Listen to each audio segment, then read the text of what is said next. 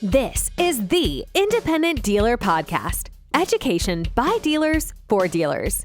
Now, here are your hosts, Luke Godwin and Jeff Watson.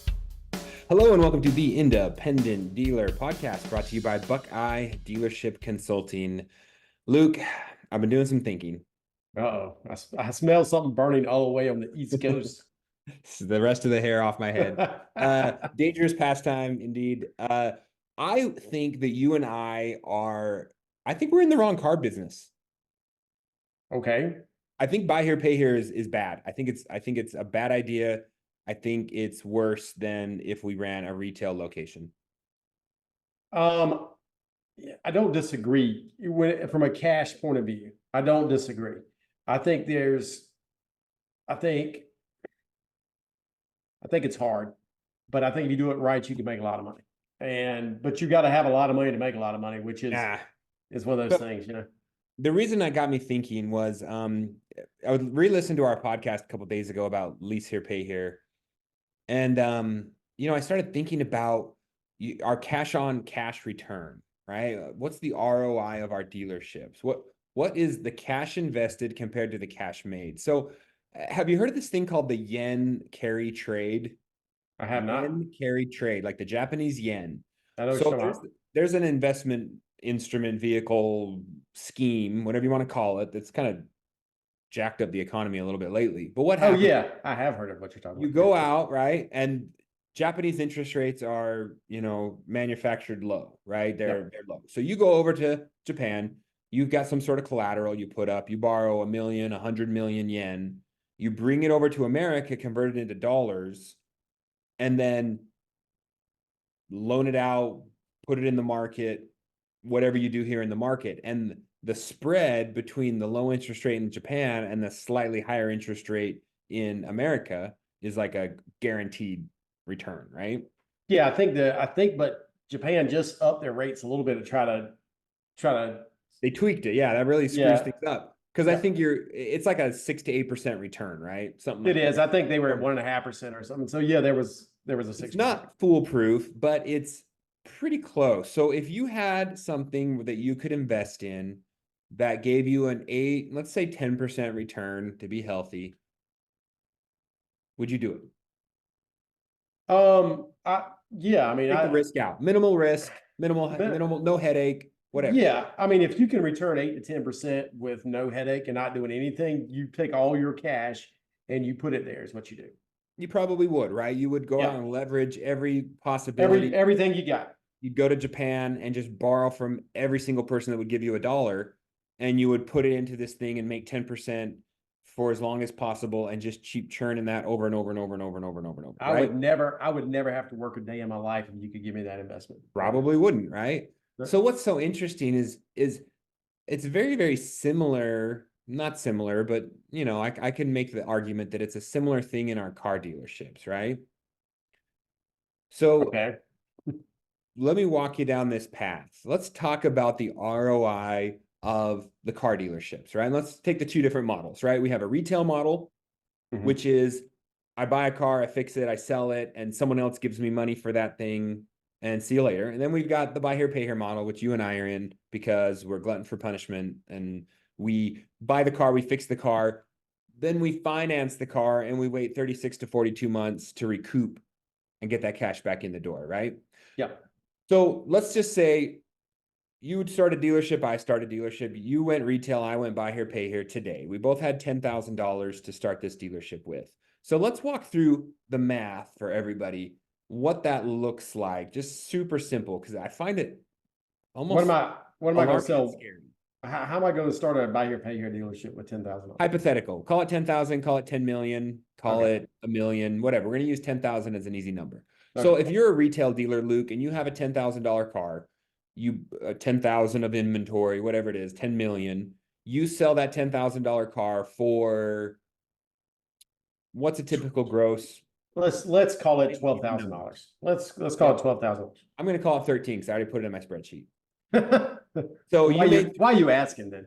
You made $3,000 front and back, right? Yeah. Just easy. That's pretty slim for a $10,000 car, right? But say you made 15 on the front, 15 on the back, or 2 and 1, whatever it was. Now, how many times can you do that in a year? How many times can you turn that $10,000 and make 3,000 on it?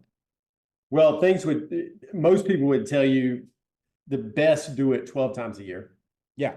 Okay, so let's take the not best, because I already put it in the spreadsheet, and it's 6 times a year. You're turning every 60 days, let's say. Right? I think that's fair. I think that's fair. So let's say you took that $10,000 in January, you turned it 6 times, and come December, you grossed, let's say $18,000 on your $10,000 investment, right? Okay. That's pretty darn good. You take a normal overhead and some expenses that you're going to have, kind of basic, maybe a 30% personnel overhead and 30% of something else.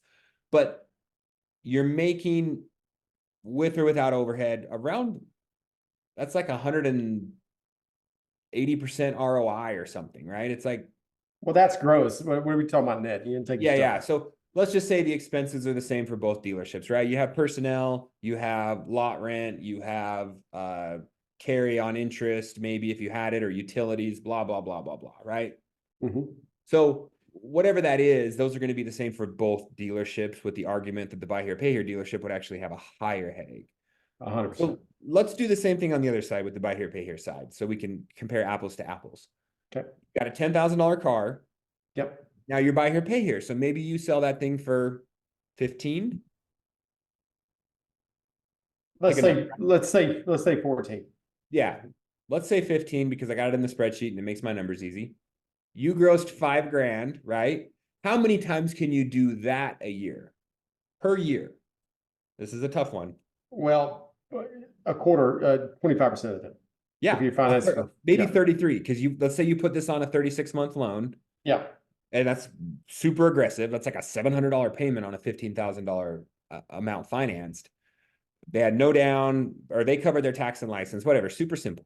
So you're only able to turn that 0.3 times a year, right? Not 6 times a year like the retail guy's doing it. You're only turning it 0.3, because you're only returning 33% of that each year. Now, the difference is you're going to collect a third of your gross each year, right? Which is, you grossed $5,000. So each year, let's not amortize it. Let's just put it in a straight line to make it simple. You're going to collect a third of your gross profit and a third of your interest. So your gross profit was $5,000. Your interest is like $6,800 if you're like me at 24.9% interest, right? So you're going to collect a third of that each year, which ends up being like through $3,800 that you brought back the first year. You'll bring back 38 of your profit and interest the next year. And then the third year, you'll bring the rest of it, right? Yep. So if you have the same 30% expense ratio that they had, your net at the end of the first year is a 12% cash on cash return on your initial $10,000 investment that year, right? So in an entire 12-month calendar, you made 12%. The retail dealer made 120%.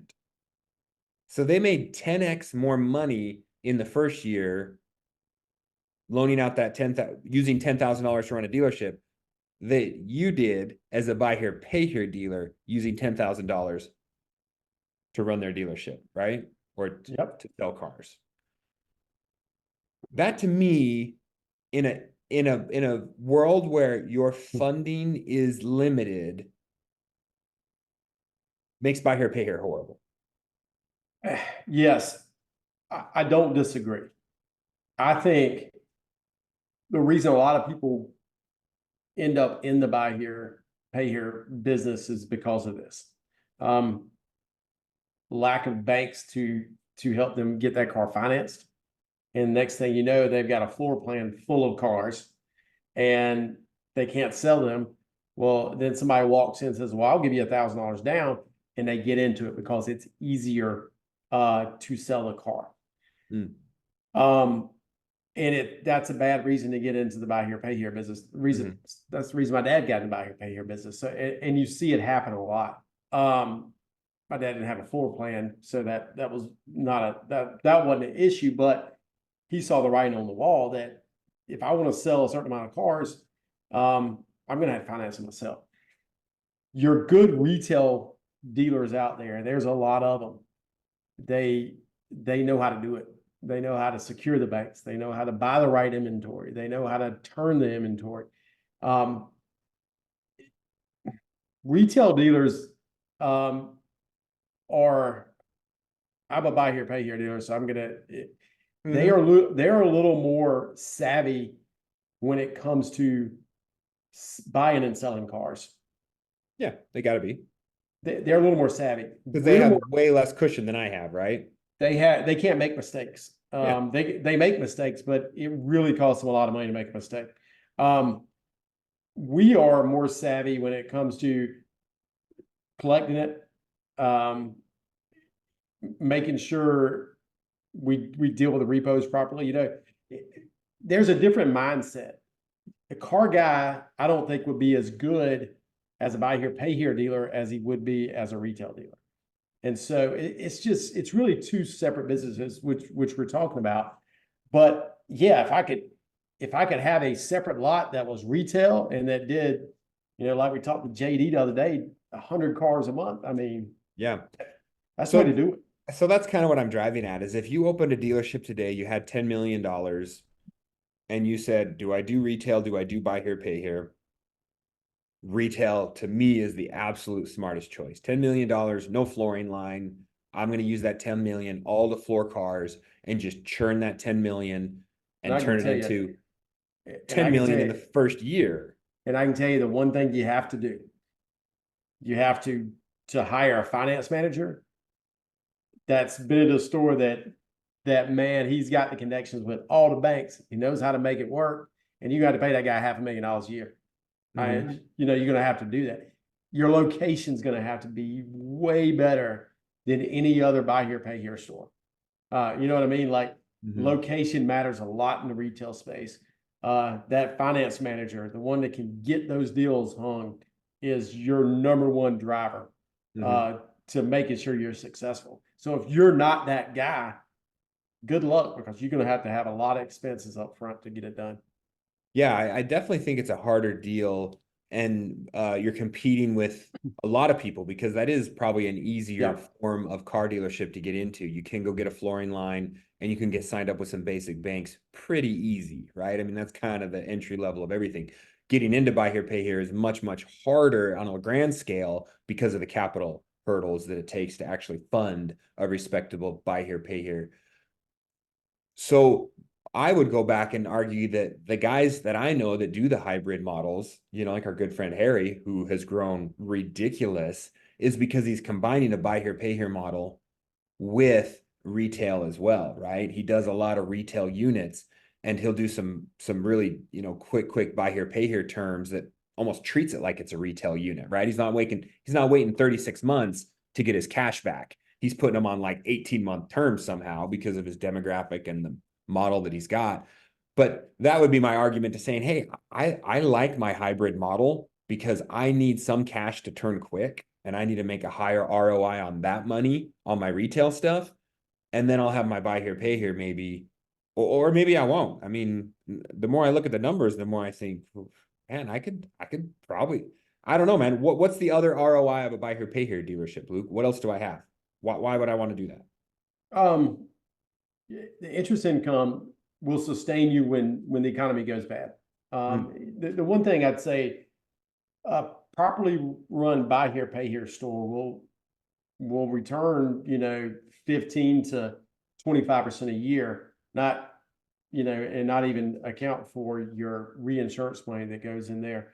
And you can, you know, when you build that asset, you can use your receivables to borrow against to do other things. Our good friend Steve Gregg, just you know, a champion of this. He used his portfolio to be able to invest in real estate and things like this, and made him a lot of money, right? I think there's a lot. I think without cash, buy here, pay here is in this day and time almost impossible to do properly. Yeah. And so it's really it's hard thing to get started from the grassroots for sure. It's funny you say that, Steve used his buy here, pay here portfolio to get cash to invest in other things that made him a lot of money. It's like he used it to get out of it. He used it to get into real estate, which we see a lot of buy here, which you would argue you'd see all dealers do, right? Even guys that are retail are spinning off excess capital and doing things that are more, tax benefit and protective. From a buy here, pay here standpoint and an ROI, I would think, maybe the only other things is, you do have maybe some tax benefits, and like you said, the big argument is that you're building equity or you're building, maybe long-term payment stream or long-term wealth in your portfolio, right? And I think I might be wrong on this. And not to mention all the garbage that all of us dealers run through our dealership that's our personal, but there's I think if you grow to a certain point, and we've been there for years, and I'm still trying to grow, but if I decided tomorrow, you know what, we're going to sell 25 cars a month, we're going to keep our portfolio at 700 accounts, I'm going on cruise control. I could do that tomorrow, and it would spin off cash like crazy. And so you could do that. You could set it and forget it essentially for 20 years. Tweaking things every once in a while as the dealer, but you wouldn't even necessarily have to come to work because it would spin off so much capital that you could live a very, very nice life and just hang out. And you could do that at a retail store as well. But when the economy gets tough, let me tell you this, buy here, pay here stores make it when the other dealers went out. When I was in 2008, man, they fell, retail dealers fell like, I mean, it was the dangest thing. You'd walk into the auction one day, and the guy who was the top buyer for the last 2 years, you say, hey, where is such and such day? Oh man, they closed him down. He's done. Then you see all his cars running through lane 10. And you see all his cars in lane 5. and that has happened. That goes on and on and on. So no matter what business you choose to be in the car business, buy here, pay here, lease here, pay here, or retail, you still got to run it. You got to run it like it's, you got to have your fist wrapped around it all the time, because you can get out of sorts, even making 120% return. There's a lot of planes being bought. There's a lot of helicopters being bought. There's a lot of boats being bought. It's a lot of money going into places it don't need to be going. Yeah. We know some dealers like that probably make great money in a retail lot, and they probably spend right to the end of it every single month. And maybe that's what the buy here, pay here advantage is, and the unseen ROI is. It's almost like a forced savings account, right? If you were a retail dealer and you were only doing credit acceptance deals, that's almost like a forced savings account, right? Because they're giving you a little bit up front to stay alive, and then they're going to promise you this residual back end portfolio income every single month for the next 48 months, right? That never comes. Yeah. I don't see it, but some guys do, So Jeff, I did leave out one crucial way to make money in the buy here, pay here space. Yeah. And we have a buddy that essentially all his income is CPI. Yeah. And you can't do that in retail space. That's true. We know some guys doing $80,000-$90,000 a month in CPI. When you get to that spot, I don't see how in the world you're gonna compete with that in the retail space on something you don't have to do anything to do.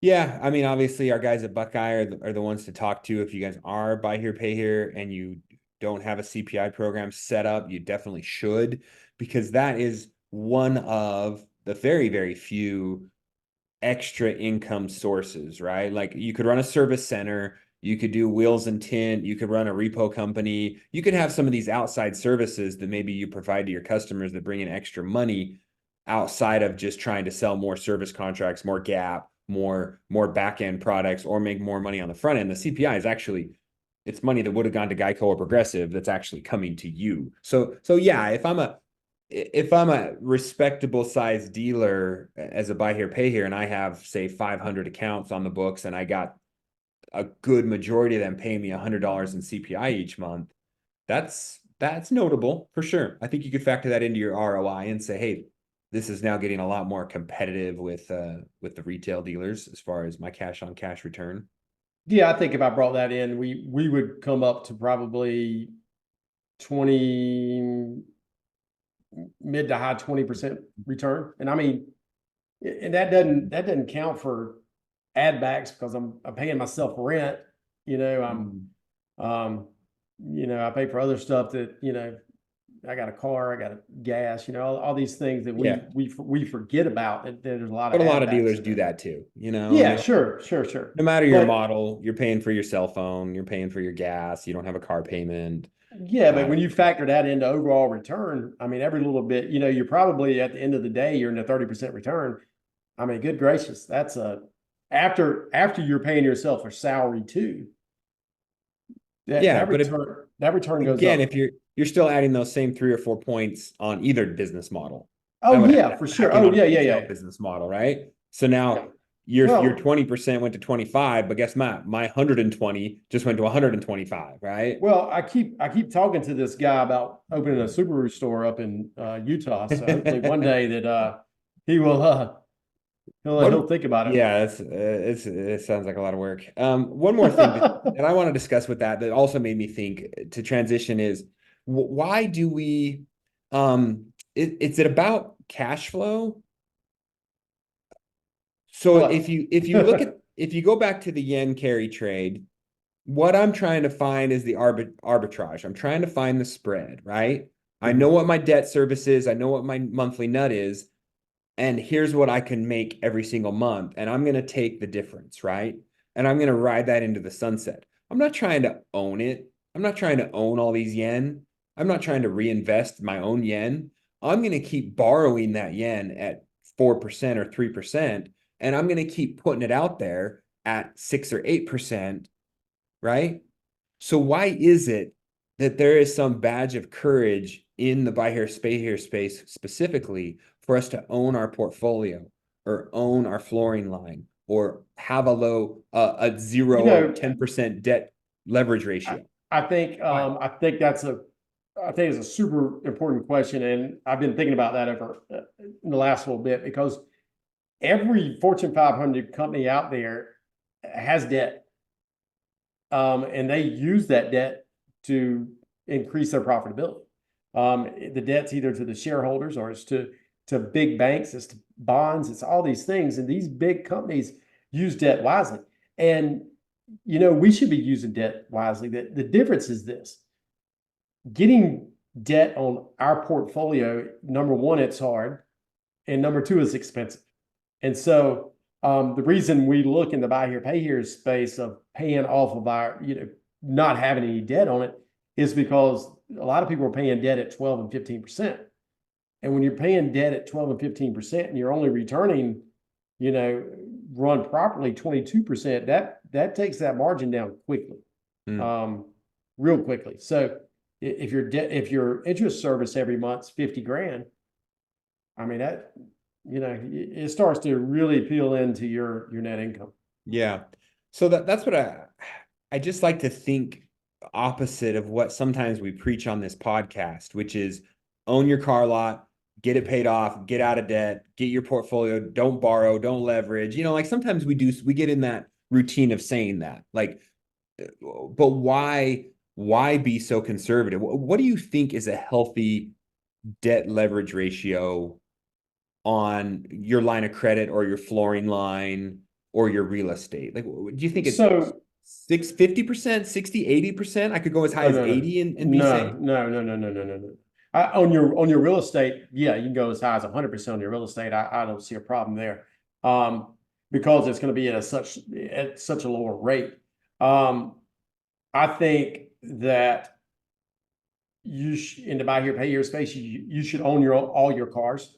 I don't think you should be flooring your cars, because that's another expense you just don't need. So I want to challenge you on that. Why would I tie up my capital? Say I had $1 million in flooring that was my cash. Mm-hmm. Why would I tie that up when I can put that $1 million out there and make 25% return in my buy here, pay here, right? So, Annually. And I'm yeah, paying the flooring companies 8 you're, plus fees and curtailments and everything else. you're probably paying those, that flooring company 12 to 15 to 18%. You're I not, still you're have not a 10% paying, spread. but let's say it's this, because some of them are. Let's say you're borrowing money on your receivables at 8%, and you're paying a floor plan company 15%. You got a 7% problem here. So I think you get feed to death floor planning cars, and that's the reason you probably shouldn't do it. You may could, have but to do again, it if you factor that into the, overall. put that in the recipe and know that it's coming.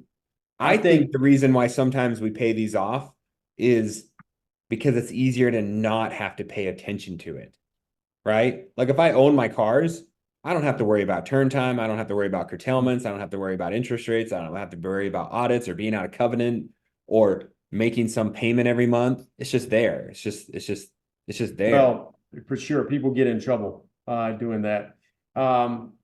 If you go, and I said this on the podcast with Tim Lawrence the other day, but if you go to most failing dealerships, the number one thing you'll see is cars sitting. Cars, not frontline age units, backline age units. Because what happens is it's just stuck. It's a stuck asset. It's just people don't think about $5,000. If they drop $5,000, they'd go pick it up, right?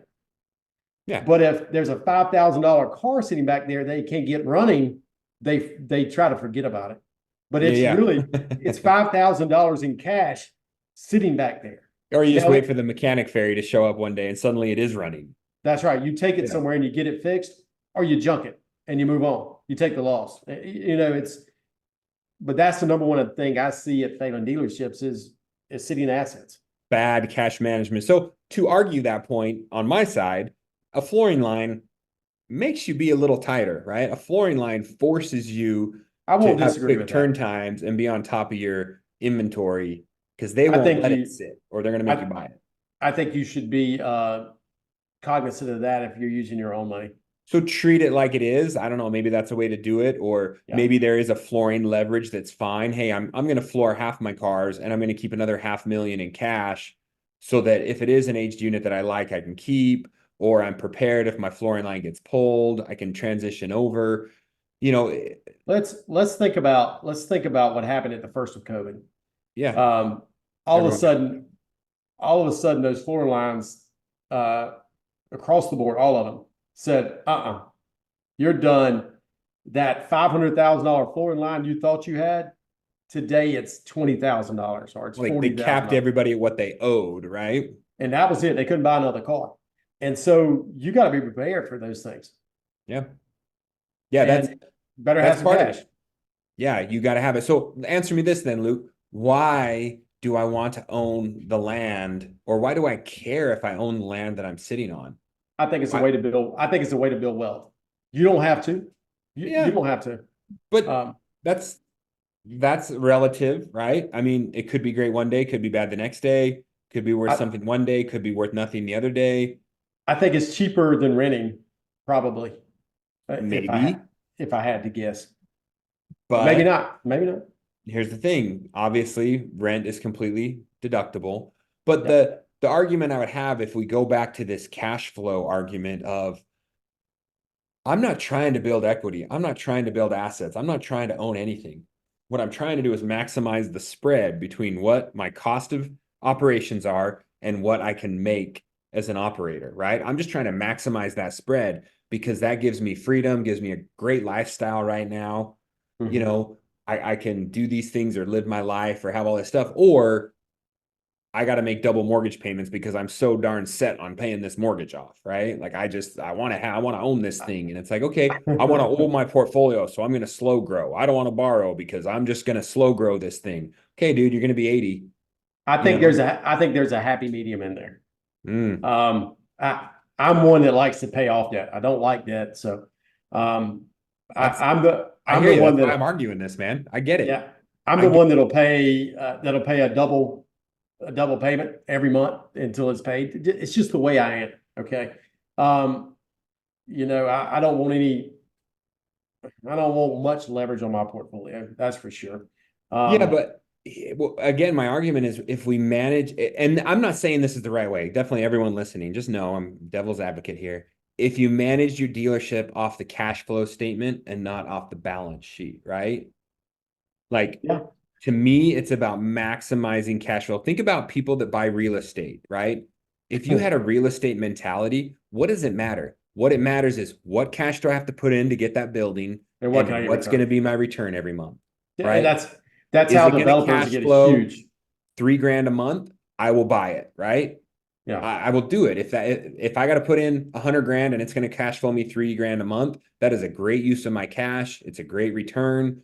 I'm going to borrow the 80% from the bank. I'm going to put 20% down. I'm going to pay the bank 8%, 9%, 10%. All I know is it still cash flows, 12% return and a 20% IRR, right? So sure.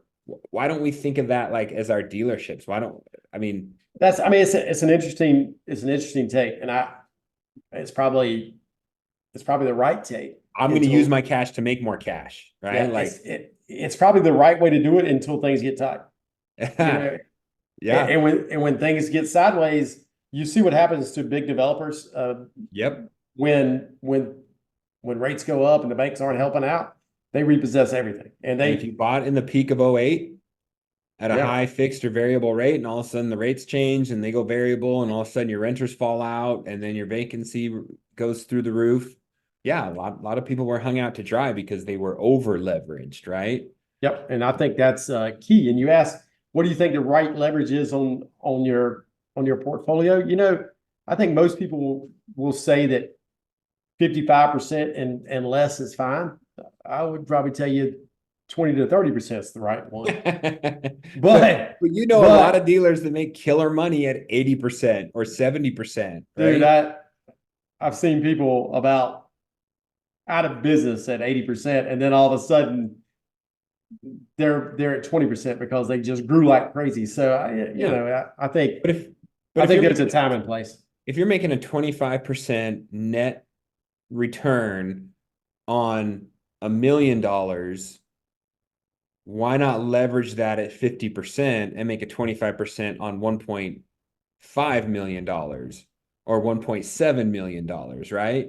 The next year. So that's, again, the argument is like, okay, well, I'm leveraging not to pay for expenses and not for these other things, but I'm actually leveraging this in order to have a higher dollar amount that I can then loan out. Anyways, one more time before we leave, Luke, we got to make sure we plug Blytzpay. If you do have a portfolio, you're buy here, pay here, and you are trying to leverage or not leverage, regardless, you got to get the cash. If you're managing off the cash flow statement, which I don't recommend, but it could work, you got to make sure that cash is flowing. Yeah, that's for sure. And Blytzpay helps us do that. And, it's just the ease of use. Customers typically will pay you, one, if their car is running, two, if they can actually make the payment to you. So Blytzpay helps with getting that money in your bank account. So I reach out to them as soon as possible. Yeah. So with all this being said, Luke, and to put a pin in this, I think I'm going to probably get out of buy here, pay here and just go straight to a retail model.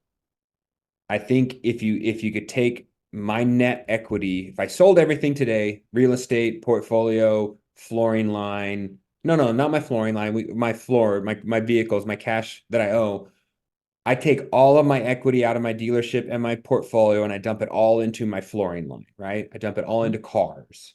Now I have whatever it is, $5 million of paid for inventory. I mean, that's, I don't know. I mean, depends on the model, but that's putting 200 cars on the ground and I can sell half those every single month. That's at a $3,000 return, man. Now what? Now I'm making some sweet money. I think your location lends well to that, to a retail spot. And it looks great. I would not argue against that model at your store. I think the other thing that's hard about retail is finding the right car to buy for your area. When it comes to buy here, pay here, you kind of know if I buy a certain type of car, it's going to be a certain payment, a certain down payment. You can kind of force people into certain things if they wanted it or You're not. selling financing. You're not selling a car. You're selling your program. Yeah. Now my store's a little different. We buy cars that people like. Anyway, that's Right. not here or there. But knowing your market when it comes to what you buy and retail is key, because if you just buy a bunch of Ford Tauruses, which they don't even make anymore, I don't think, but and set those on, or Ford Focuses and set those on your lot, they're not going to sell. It's just not going to happen. So you got to study your market. You got to know what's selling, what's hot in your market. How quick am I going to turn that? What's the most I can pay for it? Everybody else in your area knows the exact same things. So I think it's, again, you have to be a little more savvy of a car person and marketing type person, I think, to make it work in prime, close to prime retail compared to what I do. Mm-hmm. Yeah, it's a super interesting thought. So guys, if you're still listening, thank you. I hope this gives you some thought. And that's all we wanted to do here. We're not trying to give you legal or financial advice or anything. Of course, run your own numbers. But the key is to look at what is your ROI, right? From both what's your ROI from a financial standpoint? What are you investing into your dealership cash-wise? What is your return on that cash? Are you running a smart model? Luke, I would almost argue that Luke runs a retail dealership. He just happens to have his own bank, right? Like, And you buy cars they want. You don't have a normal markup. You don't have a normal repo rate, and you just run a subprime bank, basically. And that's what I want to be. Yeah, that's what I want to be. That's okay. So are you doing that, and are you getting stuck in no man's land where you're neither a buy here, pay here, nor a retail? Or are you doing hybrid, and are you doing it well? Or again, are you straight hybrid? And like Luke said, do you know what your market is and what's your niche inside of that?